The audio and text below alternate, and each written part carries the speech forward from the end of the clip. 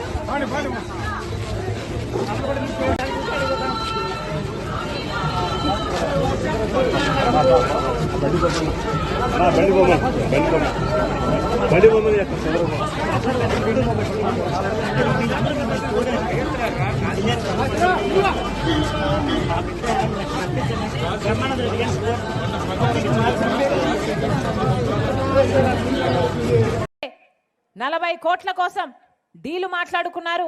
అందులో అడ్వాన్స్ కూడా ఇచ్చారు, అడ్వాన్స్ కూడా ముట్టజెప్పారు అని అవినాష్ రెడ్డి గారి తిక్కు అన్ని వేలులు చూపిస్తున్నాయి.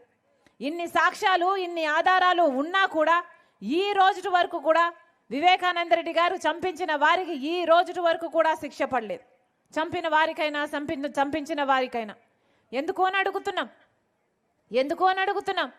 ఎందుకంటే చనిపోయింది, చంపబడింది సాక్షాత్ రాజశేఖర రెడ్డి గారు 2 సార్లు ముఖ్యమంత్రిగా ఉన్న వ్యక్తి తమ్ముడు అయినప్పటికీ రాజశేఖర రెడ్డి గారి కొడుకే ముఖ్యమంత్రి స్థానంలో ఉండి తన అధికారాన్ని అడ్డు వేసి హత్య చేయించిన అవినాష్ రెడ్డి గారిని కాపాడుతున్నాడు. కాబట్టే ఈ రోజు వరకు కూడా కేసు ముందుకు వెళ్ళలేదు, శిక్ష పడలేదు.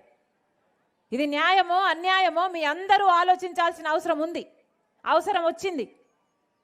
కర్నూలులో సిబిఐ అవినాష్ రెడ్డి గారిని అరెస్ట్ చేయడానికి పోతే 3 రోజులు కర్ఫ్యూ వాతావరణం సృష్టించి భయభ్రాంతులకు సృష్టించి పోలీసులంతా మూకలను పెట్టి వాళ్ళ గుండాలనంతా పెట్టి అవినాష్ రెడ్డిని అరెస్ట్ కాకుండా అడ్డం పడ్డాడు ముఖ్యమంత్రి జగన్మోహన్ రెడ్డి గారు.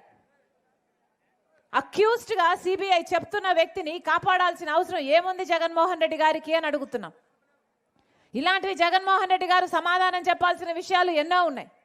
అంత ఘోరంగా క్రూరంగా ఆయనను చంపేస్తే ఇల్లంతా రక్తమైతే ఆ రోజు సాక్షి ఛానల్లో చెప్పింది వివేకానంద రెడ్డి గారు హార్ట్ అటాక్తో చనిపోయారు అని.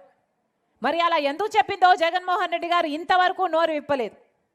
ఇంతవరకు జగన్మోహన్ రెడ్డి గారు సమాధానం చెప్పలేదు.